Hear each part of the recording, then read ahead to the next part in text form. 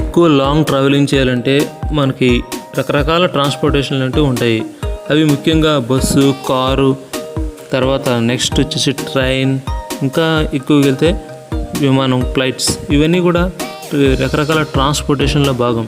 కానీ ఇవన్నిటిలో మనకి best and cheap అంటే సైక్లింగ్ కూడా చాలా చీప్ అండ్ అఫోర్డబుల్ ఉంటుంది. కానీ అందరూ సైకిల్ మీద ట్రావెల్ చేయలేరు.